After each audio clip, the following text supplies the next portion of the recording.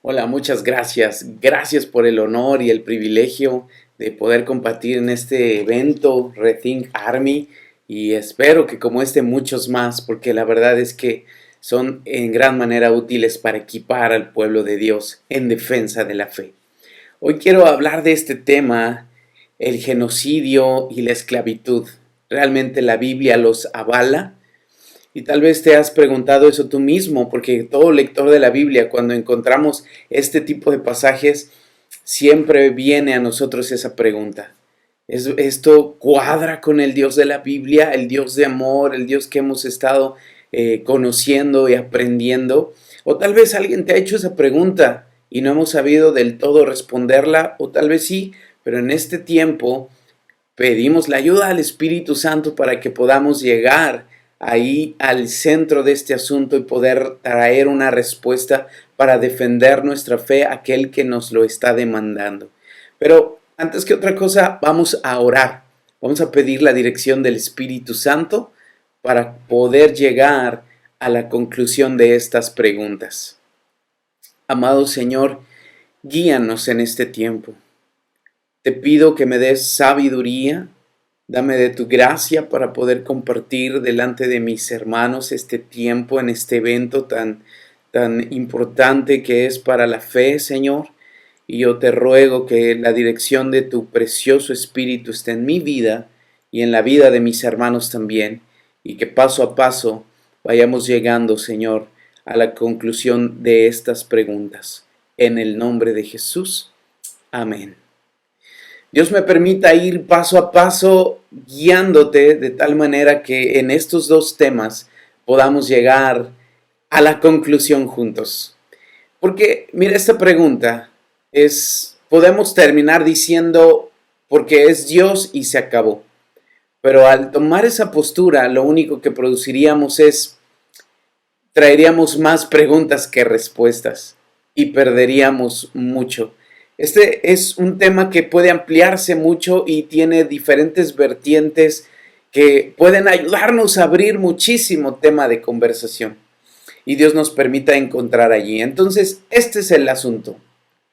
El genocidio y el infanticidio son avalados y aprobados en la Biblia. Mira, ¿aprueba la Biblia el genocidio?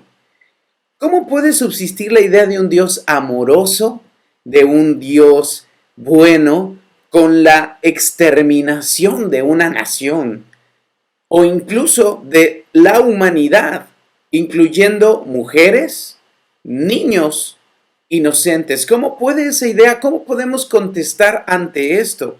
Esto demuestra que el Dios del Antiguo Testamento es cruel, es caprichoso, es insensible. O la pregunta resumida, ¿cometió Dios atrocidades en el Antiguo Testamento, lo que llamamos genocidio o infanticidio?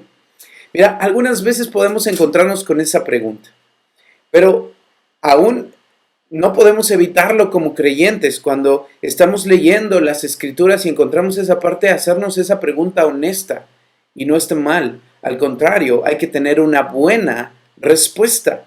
Muchos, en base a estas narrativas bíblicas, toman la postura de descalificar a Dios y llamarle un Dios vengativo, un Dios cruel, un Dios insensible, asesino. De hecho, hace poco me llamó mucho la atención un comentario que estaba viendo en las redes sociales, donde hablaban acerca de Dios y decían en ese comentario: yo no creo en tu Dios, en ese Dios que aún a su propio hijo lo asesinó.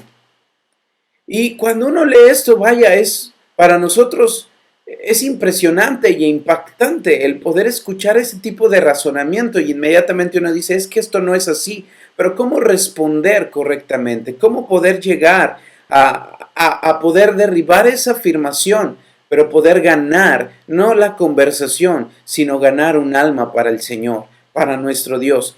Entonces, fíjate, allí en esa declaración está siendo atacada la base del Evangelio, que es el amor de Dios. El amor de Dios por la humanidad. En Juan 3:16 dice la palabra de Dios que Dios nos amó de tal manera que envió a su Hijo unigénito para que todo aquel que en él crea no se pierda, mas tenga vida eterna. Pero el acusar a Dios de un Dios cruel, insensible y que puede cometer un genocidio o un infanticidio, entonces tambalea nuestra fe en este sentido. Cuando leemos narrativas como Génesis 6, tú recordarás, si vamos a las Escrituras, el capítulo 6 de Génesis nos va a hablar de cómo Dios determinó exterminar la humanidad, pero nota algo, lo hizo porque la humanidad era en extremo mala. Leemos en Éxodo capítulo 12, versículo 29 al 30, y es ahí donde quiero que vayamos a las Escrituras. Vamos a leer Éxodo capítulo 12, versículo 29. Es ahí uno de los principales versículos que habla de esto. Dice la palabra de Dios, Éxodo 12, 29 al 30. Y aconteció que a la medianoche Jehová hirió a todo primogénito en la tierra de Egipto, desde el primogénito de Faraón, que se sentaba sobre su trono, hasta el primogénito del cautivo que estaba en la cárcel, y todo primogénito de los animales. Y se levantó aquella noche Faraón, él y todos sus siervos, y todos los egipcios, y hubo un gran clamor en Egipto, porque no había casa donde no hubiese un muerto. Recordarás, esta es la liberación del pueblo de Israel de mano de los egipcios. Deuteronomio es otra cita también muy fuerte que habla precisamente de este tema. El libro de Deuteronomio, capítulo número 7, versículo 1 y 2, mira, dice así: Cuando Jehová tu Dios te haya introducido en la tierra en la cual entrarás para tomarla, y haya echado de delante de ti a muchas naciones, al Eteo, al Gergeseo, al Amorreo, al Cananeo, al Fereceo, al Heveo y al Jebuseo, 7 naciones mayores y más poderosas que tú, y Jehová tu Dios las haya entregado delante de ti y las hayas derrotado, las destruirás del todo. No harás con ella alianza, ni tendrás de ella misericordia. Esta es una instrucción del Señor. Y este mismo libro, en el capítulo número 20, versículo 16, dice así: Pero de las ciudades de estos pueblos que Jehová tu Dios te da por heredad, ninguna persona dejarás con vida, incluyendo mujeres y niños. Cualquiera de nosotros, incluso creyentes, al leer esto no podemos evitar preguntarnos ¿por qué? ¿Y cómo podemos responderlo? Ahora, para poder responderlo vamos a ir por partes y el Espíritu Santo nos guíe.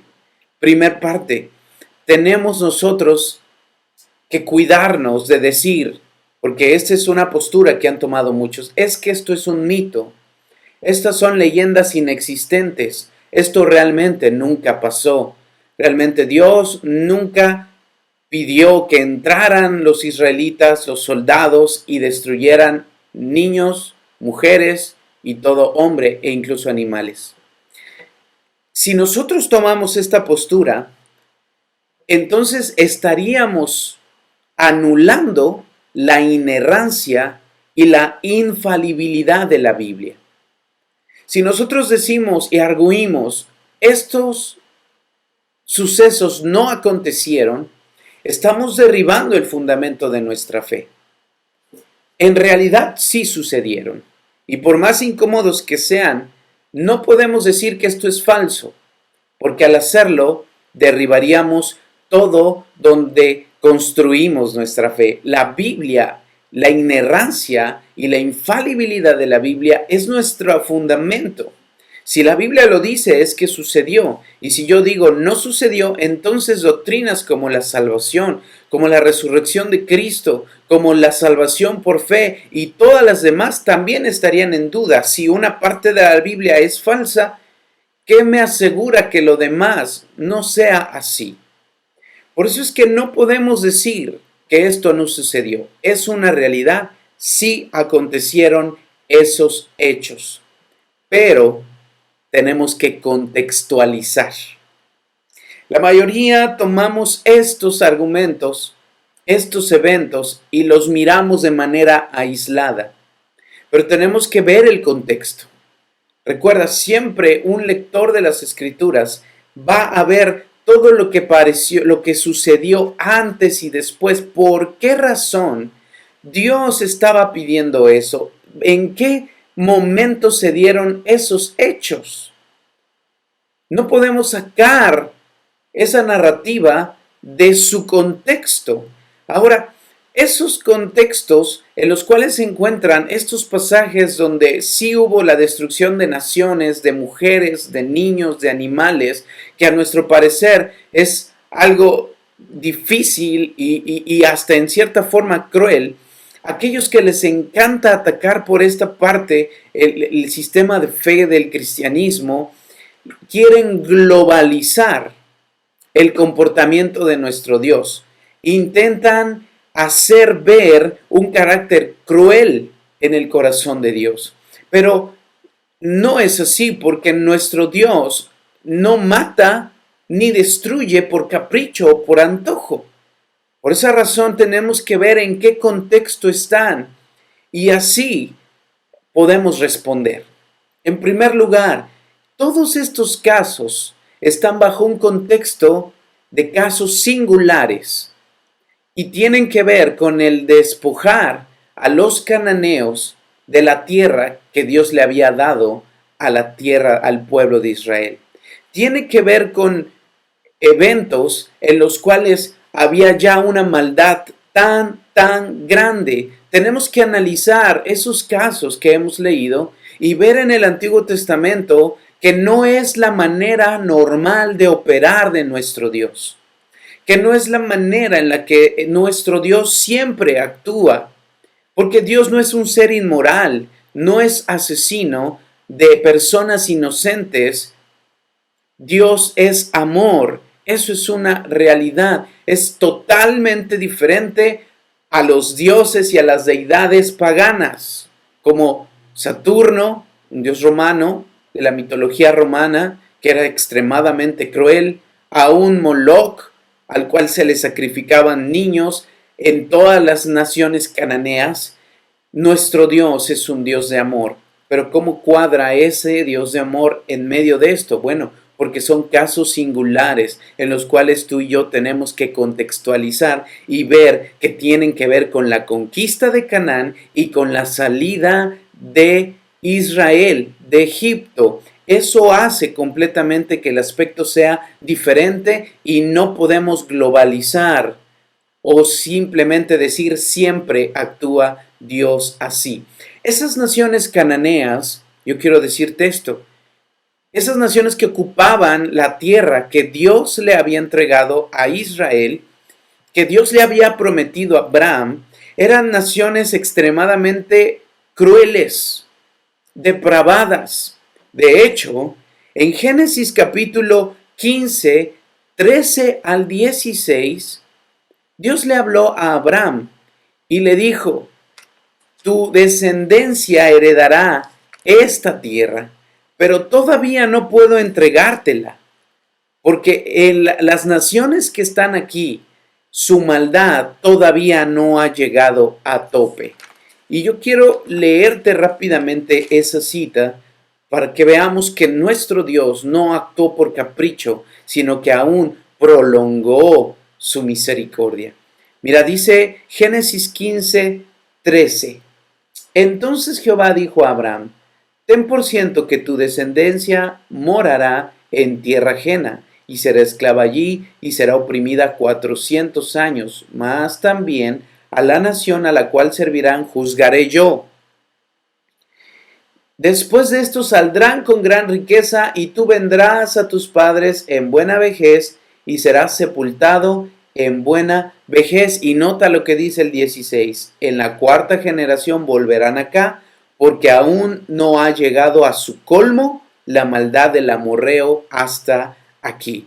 Y si vemos también Génesis 18, 20 al 21, es otra narrativa de Sodoma y Gomorra. De igual manera, la Biblia dice: el clamor contra Sodoma y Gomorra ha llegado hasta el tope. Quiere decir que son casos aislados que en un contexto de que Dios ha prolongado su misericordia, está juzgando a esas naciones y está usando a Israel como un instrumento de juicio. Dios es justo. A Él no se le escapa porque Él es justo. Y todo aquel que merece el juicio divino, Dios lo va a ejecutar. En el caso de los cananeos, Dios prolongó 400 y más años su misericordia, pero llegó el momento en que Dios actuó en juicio. Por eso es que cuando vemos esa narrativa, no es que Dios sea cruel o que sea un Dios que continuamente a capricho está cometiendo genocidio aquí, genocidio allá. No, hay un juicio que no antes vino sin haber prolongado su tiempo de misericordia. La nación de Nínive, te acordarás, todo el libro del profeta Jonás es un ejemplo claro de cómo Dios extendió su misericordia a una nación que en extremo eran malvados, pero Dios mandó a un profeta llamado Jonás a predicar y ellos se arrepintieron y Dios detuvo ese juicio. De la misma manera, a las naciones cananeas, Dios estuvo allí prolongando su misericordia y como no se arrepintieron, entonces vino ese momento en el cual por la misericordia de Dios no fueron destruidos antes, pero su misericordia tiene un límite y también Dios es perfectamente justo. Dios fue misericordioso todos esos años. Entonces, quiero dejar esto asentado en primer lugar. Todos esos casos donde vemos, al parecer, muertes así, Dios los juzgó, no sin antes darles muchos, incluso siglos de misericordia. Egipto, cuando Israel sale de Egipto, no se diga. Cuánta misericordia, cuántas oportunidades tuvieron de parte de Dios para arrepentirse. La misericordia de Dios tiene un límite y Dios actúa y Él juzga. Entonces, en base a eso, podemos decir que cuando sucedió algo así en las naciones cananeas y egipcias, fue por juicio, no sin antes extender su misericordia. Ahora bien, en base a eso y con ese cimiento, porque vamos a ir colocando carga probativa. Siguiente, Dios es el único que tiene derecho. Pero no quise llegar a esta parte sin antes haber hablado de la misericordia, del amor y de la espera de Dios. Pero aún con todo, Dios es el único que tiene derecho. ¿Por qué? Porque Él es el creador del universo. Dios es el creador de todas las cosas. Por Él todo existe y dice el Salmo 24 de Jehová es la tierra, su plenitud, el mundo y los que en él habitan. Por esa razón, nuestro Dios es el dueño de todas las cosas y como autor de la vida y como creador de toda existencia, entonces Él tiene derecho a quitar la vida. No lo hace a capricho. Él y solo Él tiene el derecho a quitar la vida porque Él es el autor. Nadie más. Ningún hombre, ninguna persona, el único por ser Dios es el que tiene derecho.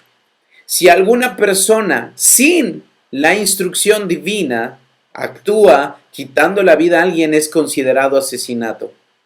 Pero si el autor de la vida le está diciendo, ejecuta mi sentencia, está obedeciendo. Pero él no está actuando en su propia decisión. Fue lo que el pueblo de Israel hizo cuando entró. ¿Por qué? Porque había una instrucción del Dios que había extendido su misericordia y que estaba usándolos a ellos como un instrumento de juicio. Dios usó a Israel como un instrumento de juicio para las naciones cananeas. Tristemente, también Dios usaría a los babilonios y a los asirios como un instrumento de juicio para Israel, aún con todo y que extendió su misericordia. Dios tiene derecho, pero no lo hace en crueldad. Es el único que puede decidir de esa manera. Pero, ¿qué razones éticas le llevarían a Dios a decidir de esa manera? Aquí hay unas implicaciones éticas que tenemos que considerar, que son muy importantes, porque si Dios va a tomar esa decisión, es porque sus razones morales tendrá. Implicaciones éticas que tienen que ver con esto. Dios, mira, en primer lugar, no está bajo ninguna obligación de extender o prolongar la vida de nadie. A todos Dios nos ha dado vida y es un regalo la vida. Y Él no está obligado a extendernos la vida a nuestro capricho o a nuestro deseo. Hay un tiempo para todos y en ese tiempo Dios toma la vida de cuando la otorgó. Él puede tomarla como mejor le parezca, porque Él es Dios. Con todo, Él es bueno. Nuestro hermano, al cual ha hecho un excelente trabajo y es uno de los principales exponentes de toda la apologética moderna, William Lane Craig dice estas palabras así: Dios no está bajo ninguna obligación de extender o prolongar la vida de nadie.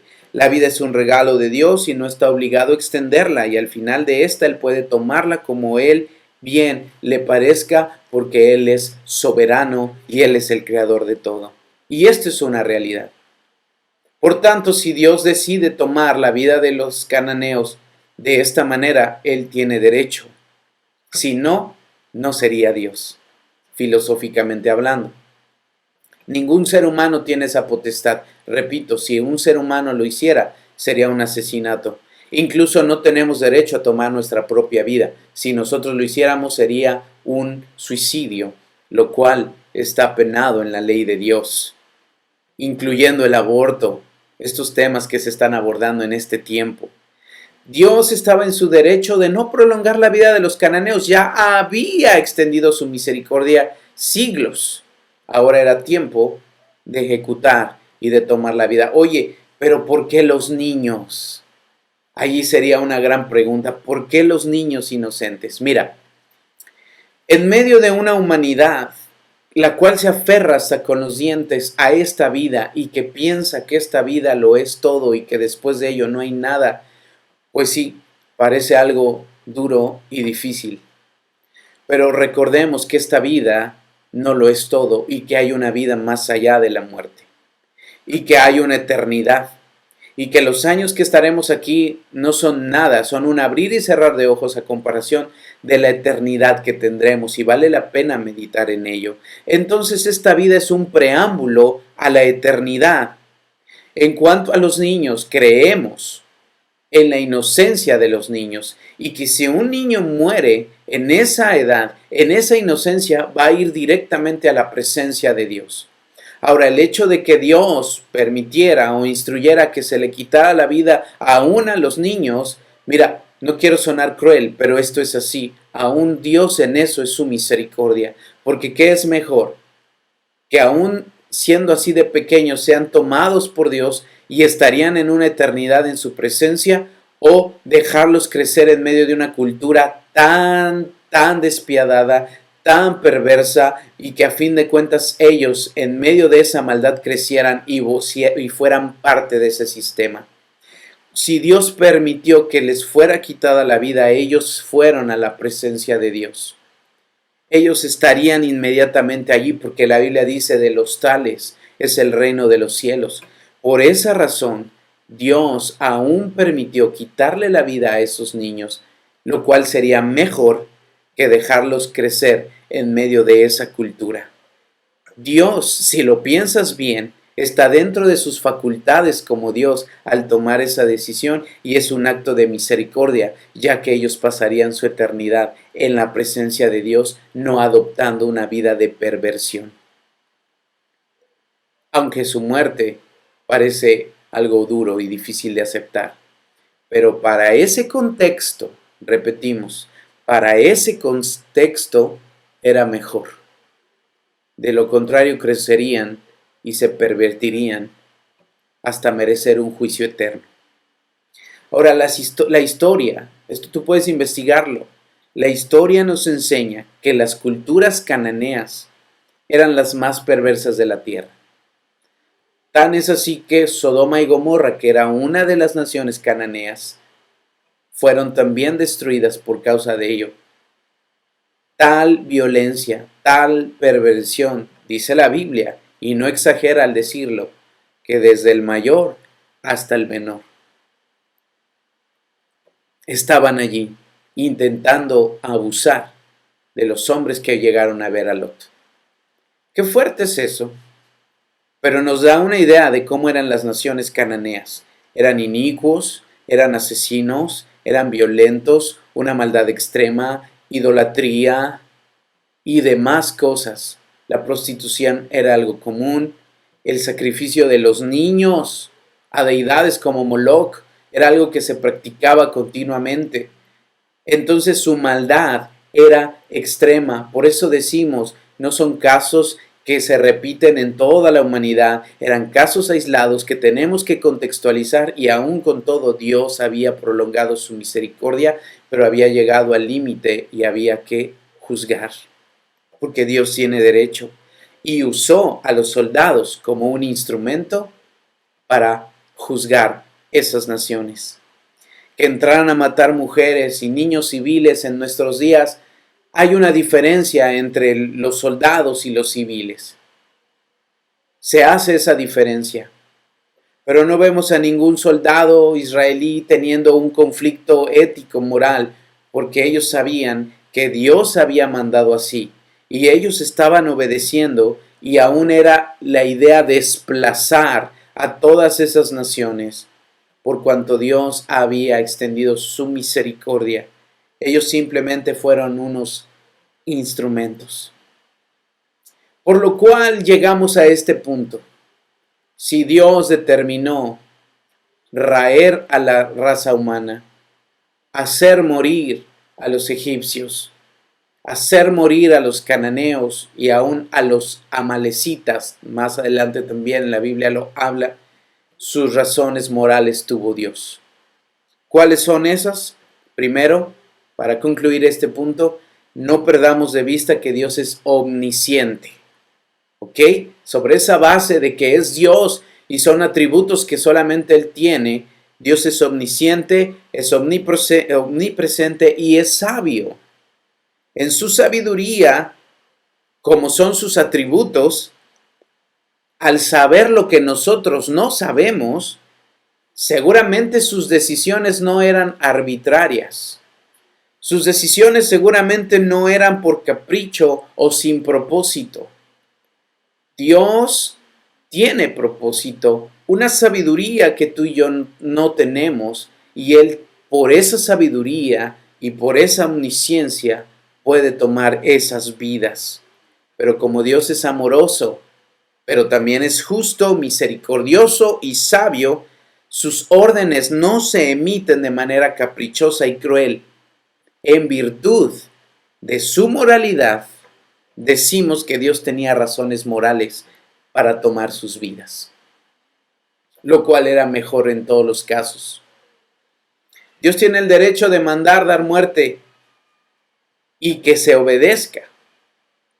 Los soldados estaban haciendo lo que Dios les ordenó, que sin la instrucción divina hubiera sido pecado, pero ellos estaban bajo la instrucción de Dios, por lo cual estaban obedeciendo algo que Dios había determinado en su sabiduría, en su omnisciencia, en su misericordia, y Él sabía lo que era mejor.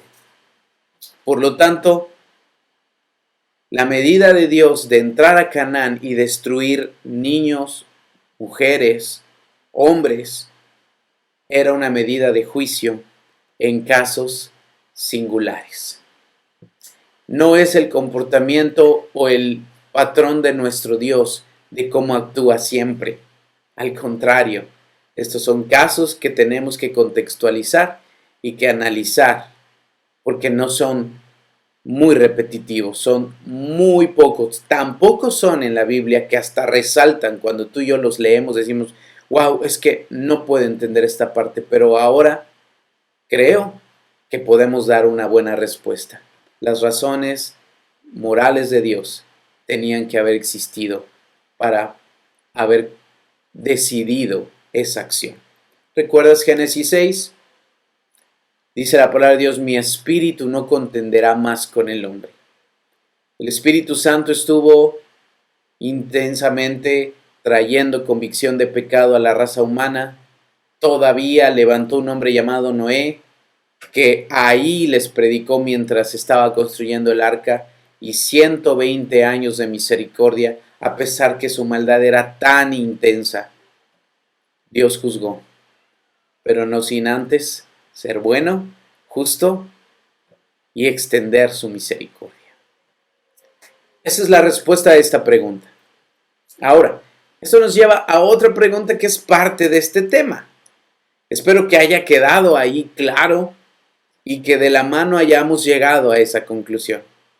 Ahora quiero hablarte del siguiente aspecto de esta conferencia. ¿Avala Dios la esclavitud? Porque leemos en la Biblia acerca de esclavos. ¿Es bíblica? ¿Dios permite la esclavitud? ¿Es correcta ante los ojos de Dios? ¿Qué podemos responder en base a ello? Bueno, primeramente vamos a ver dónde dice la Biblia acerca de la esclavitud. Hay citas claves, mencionaremos otras, pero las bases son Levítico 25. Y yo quiero que vayamos ahí, porque estas son las más usadas. Levítico capítulo 25, versículo 44. Nota lo que dice el 44 y 45. Dice, así tu esclavo como tu esclava que tuvieres serán de las gentes que estén en vuestro alrededor. De ellos podréis comprar esclavos y esclavas. También podréis comprar de los hijos de los forasteros que viven entre vosotros y de las familias de ellos nacidos en vuestra tierra que están con vosotros, los cuales podréis tener para posesión. Esto es en el Antiguo Testamento. ¿Y qué decir del Nuevo Testamento? En el Nuevo Testamento también hay referencia a la esclavitud. Y yo quiero que leas Tito capítulo 2. Tito capítulo 2, versículo 9 y 10. Dice así, exhorta a los siervos a que se sujeten a sus amos, que agraden en todo y que no sean respondones, no defraudando, sino mostrándose fieles en todo, para que en todo adornen la doctrina de Dios, nuestro Salvador. Quiere decir que la práctica de la esclavitud estaba desde el Antiguo Testamento hasta el Nuevo Testamento. Pero, ¿qué decir eso? Bueno, vamos a comenzar. Para responder ello, comencemos estableciendo una realidad. Dios nos creó seres libres. La libertad es uno de los valores con los que Dios nos creó, y para que hubiese una perfecta libertad, tenía que haber en nosotros la capacidad de elegir. Dios nos creó seres libres y nunca fue su deseo que hubiera esclavitud. No era el plan de Dios. El pecado tuvo origen en la humanidad por una mala elección de nuestras libertades. Y ahí se introdujo el pecado. Dios nos creó perfectos, pero no hay una libertad perfecta, como lo dije, sin la capacidad de elegir. No podemos amar genuinamente si es algo obligado. No podemos realmente decidir si no hay que elegir. Si no hay de otra, realmente no es libertad. Entonces, usamos mal la libertad y entregamos nuestra vida a la esclavitud espiritual bajo el dominio del pecado. Desde Adán hasta nuestros días. Y la Biblia dice que el que comete pecado, esclavo, es del pecado. Así por el pecado entró la muerte y también entró la esclavitud. Y no solamente la esclavitud espiritual, sino aún también la esclavitud física. ¿Quiere decir esto? Que la esclavitud también es consecuencia de el pecado en la raza humana. Es una consecuencia de la caída. Eso dejémoslo como base. Dios no es el origen de la esclavitud, ni era su plan. El pecado originó una esclavitud espiritual y, claro, una esclavitud física. El amor al prójimo es uno de los principios fundamentales de la Biblia. Pero Dios, como sabía que la esclavitud estaba en medio también de la humanidad, reguló, repito, reguló la esclavitud. Ahora, con eso podemos confundirnos y pensar que es una práctica acepta ante los ojos de Dios. Por el hecho de regularlo, no quiere decir que Dios lo acepte. El hecho de ordenarlo y limitarlo no quiere decir que Dios diga esto es bueno. Al contrario, es uno más de los males que hay en la humanidad. Y que esto se responde con otras conferencias que también hemos tenido en Rethink. ¿Por qué Dios permite la maldad o el mal en la humanidad? Bueno, la esclavitud es uno más de los males que hay en la humanidad. Ahora, en la antigüedad Dios permitió, sí, que sus siervos tuvieran esclavos, que los hombres tuvieran esclavos, como ya lo leímos. De hecho, Abraham tenía también esclavos, el Damaseno Eliezer. E incluso en los tiempos de los apóstoles seguía existiendo la esclavitud. Una de las cartas más hermosas de Pablo, muy personal, es la carta a Filemón. Habla acerca de Onésimo, uno de los esclavos. Entonces, ¿significa que la Biblia tolera la esclavitud opresiva? No, no la tolera. Entonces, ¿por qué está allí? Porque está regulada y normada. Ahora, vamos para allá. ¿Cómo era la esclavitud en la Biblia? Porque cuando pensamos en esclavitud, inmediatamente nuestra mente se va a imágenes como la esclavitud americana en el siglo XVIII, la esclavitud, no sé, romana, donde derechos humanos por los suelos, donde había crueldad, muerte, golpes, homicidios, porque eran tratados como cosa, peor que cosa. Pero esto no tiene nada que ver con la esclavitud que en la Biblia se regula. Repito, la esclavitud es consecuencia del pecado en la raza humana y es uno más de los males en la humanidad. Pero la Biblia aclara cómo era la esclavitud que tenía que ser vivida en el pueblo de Dios. Mira, aquí yo quiero decirte algo. Dios había escogido la nación de Israel para que en ella fueran benditas las naciones de la tierra. Esto quiere decir que Dios escogió esa nación para ser ejemplo y ser luz. Les dio una ley que era la más sublime de las leyes sobre la tierra, el Decálogo y todo el Pentateuco, que son las leyes más hermosas en cuanto a santidad, política, deberes sociales, incluso higiene. Todo lo que la ley de Dios habla era una ley más alta que cualquier otra ley de otra nación. Y en esa ley también se habla de cómo tratar a los esclavos. Ahora, yo quiero hablarte de la esclavitud que aparece en la Biblia, que repito, no era el plan de Dios, pero por causa del pecado se introdujo. Entonces Dios lo que hizo fue, ¿cómo vas a sobrellevar esa esclavitud? En primer lugar, la esclavitud que habla la Biblia se daba bajo contrato. ¿A qué me refiero por contrato? Esto es, una persona de Israel caía en deuda, malas decisiones, pecado, y no podía pagar. Entonces, lo que hacía era, se daba como esclavo de ese acreedor. Esto es, hasta que pudiera pagar su deuda. Ahora, eso de darse como esclavo era entrar en una servidumbre como un empleado temporal de la casa de su señor hasta poder pagar su deuda.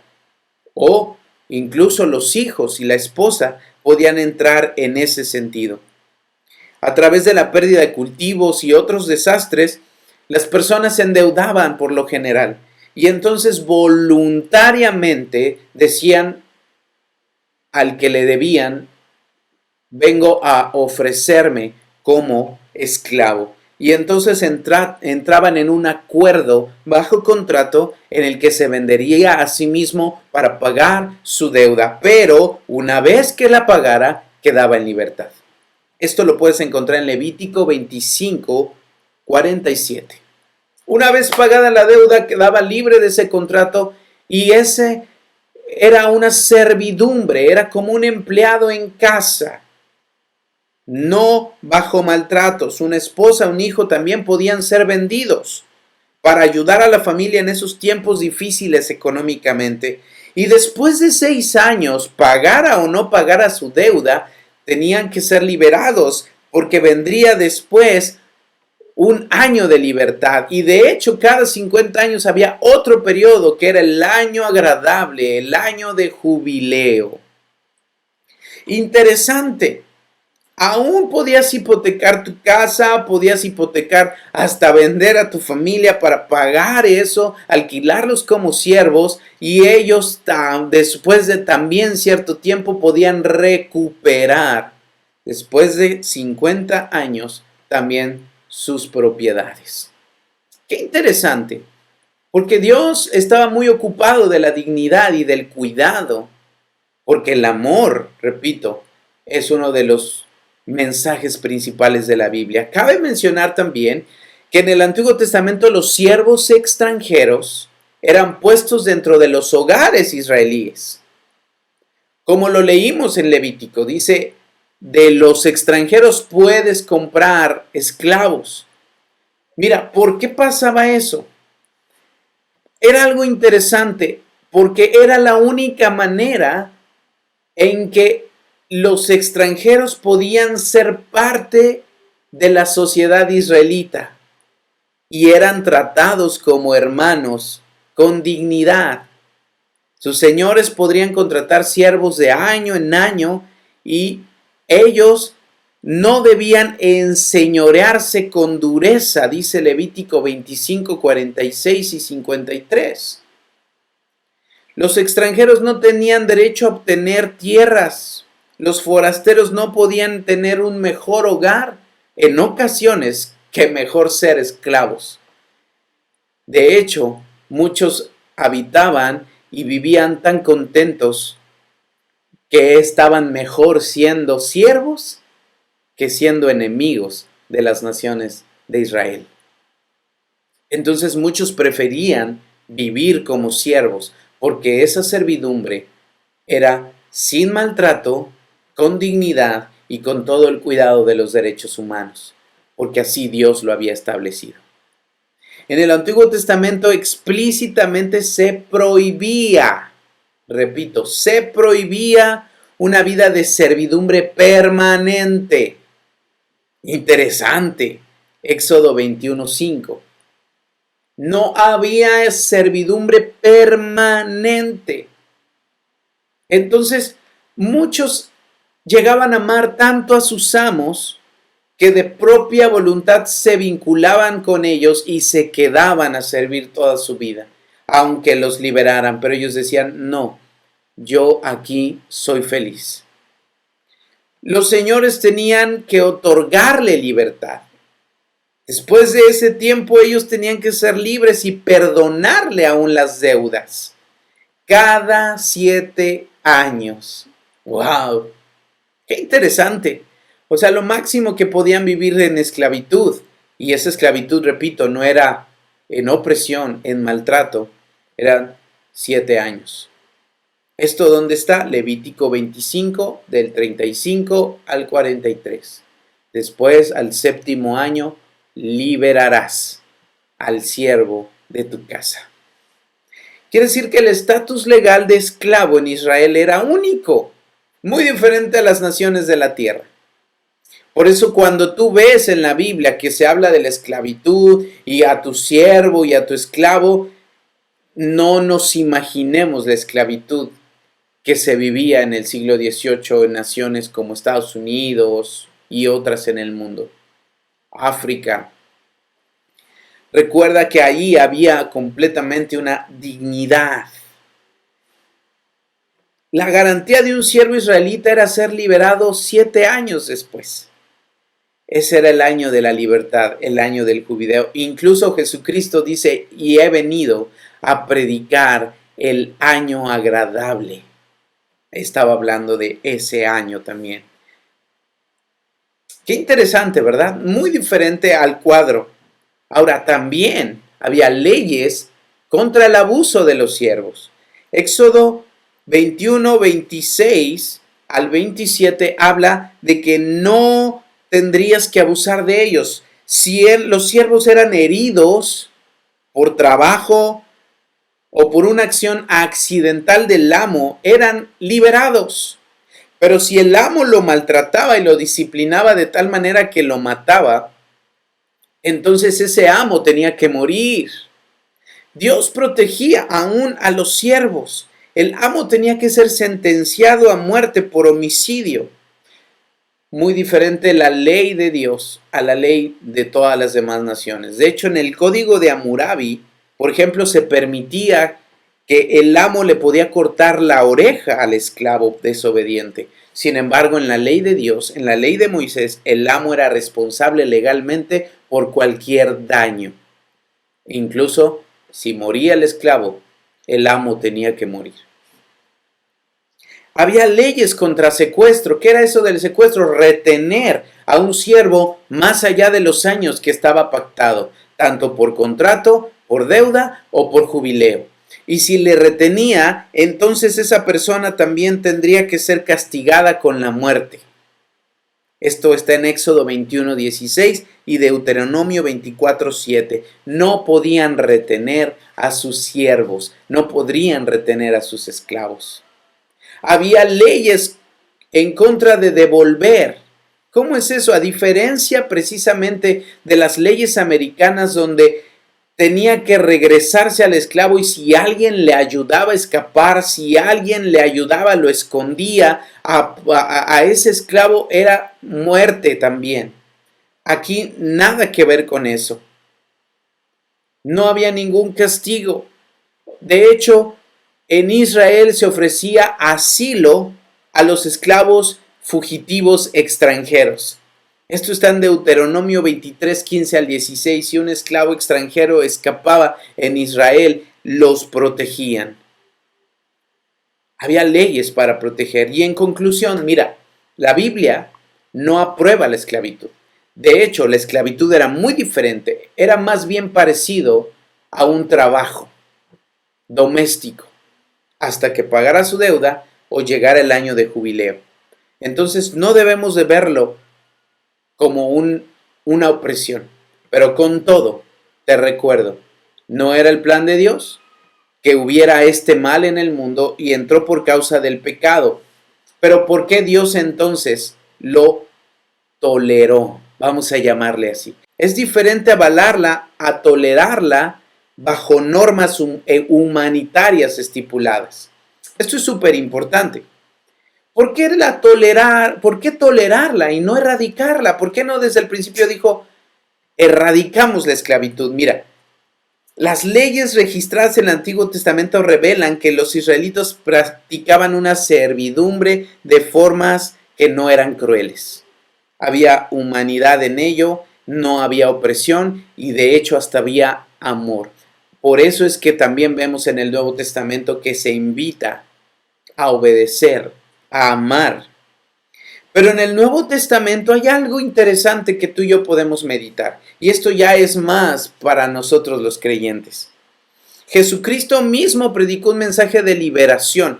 En Lucas 4, 18 al 19, él dice, el Espíritu del Señor está sobre mí, me ha enviado a predicar libertad a los cautivos, a poner en libertad a los oprimidos y también a predicar el año de la buena voluntad de Jehová, o sea, el año del jubileo, libertad. Tres menciones o connotaciones que tienen que ver con la libertad. El mensaje de Cristo es de libertad. Yo sé que se refiere más porque cualquiera me estaría escuchando y dice, bueno, es que se refiere a la libertad del pecado. Es verdad, se refiere a la libertad del pecado, pero ¿cómo entender la opresión del pecado o la esclavitud del pecado si no había una esclavitud vista en las naciones? Dios pudo erradicar la esclavitud en un instante, pero la toleró para que los demás vieran, esta es consecuencia de tu pecado, pero yo vengo a hacerte libre. Y de hecho, Dios intervino en la historia para traer libertad. Dios habla de eso, el apóstol Pablo habla acerca de esas leyes. De hecho, Filemón es una carta maravillosa en la cual el apóstol Pablo le escribe a Filemón y le dice de Onésimo, mira, en un tiempo te fue inútil, pero a mí me es útil, te lo voy a mandar de regreso porque es mi deber y mi obligación por esas leyes, pero recíbelo como a mí mismo. Y si algo te debe, yo te lo voy a pagar por no decirte que tú te me debes. Así que yo sé que vas a hacer más allá de lo que te digo. Y muy seguramente Filemón le dio su libertad a Onésimo. Entonces esos tipos de aspectos dejan ver que ya en la Biblia, cuando dice en Cristo ya no hay judío, ni griego, ni esclavo, ni libre, está haciendo mención a que el Señor en su plan de redención también es, sí, eliminar la esclavitud, tanto física, principalmente espiritual, pero toleró que existiese por un tiempo para enseñarnos una figura espiritual de opresión con una figura física de opresión y de esclavitud, la cual, y ambas en Cristo, es erradicada. De tal manera que al pasar de la historia, y tú lo sabes, en el siglo XVIII y más adelante Dios empezó a levantar en la historia de la humanidad hombres como Martin Luther King en Estados Unidos en el siglo XVIII, William Lloyd Garrison en Estados Unidos para abolir esa esclavitud. En Chile, por ejemplo, Ramón Freire. En Colombia, José Hilario López. Aquí en México, Miguel Hidalgo y Costilla, Ignacio Rayón. En Perú, Ramón Castilla. En Reino Unido, John Newton, de quien tenemos incluso un canto de Amazing Grace, un precioso canto.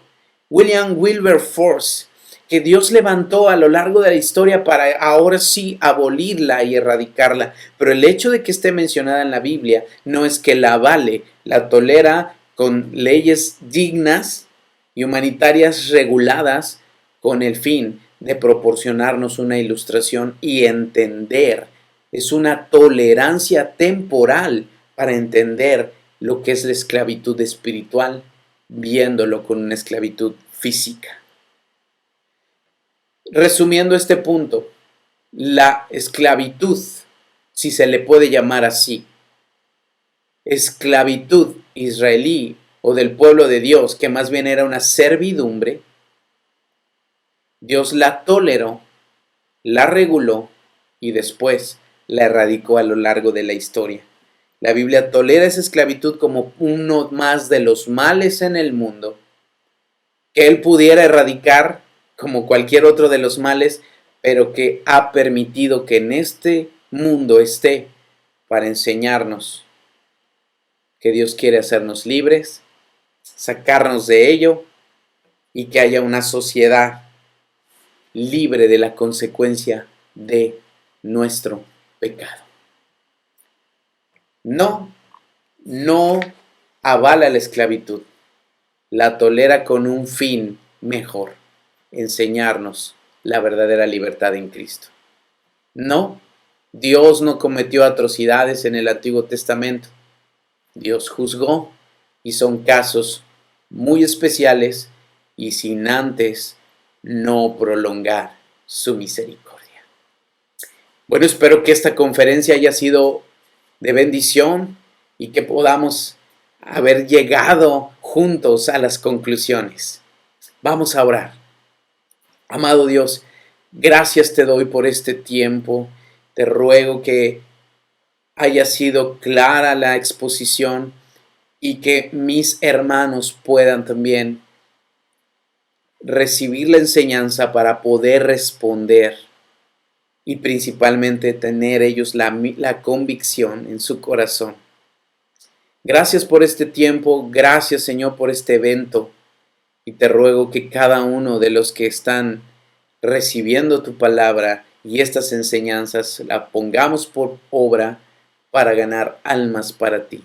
En el nombre de Jesús. Amén. Me despido, ha sido un honor, ha sido un privilegio. Gracias, gracias de verdad. Pastores, gracias por permitirnos compartir. Gracias a organizadores Rethink, de verdad, más eventos como estos. Que Dios los bendiga mucho.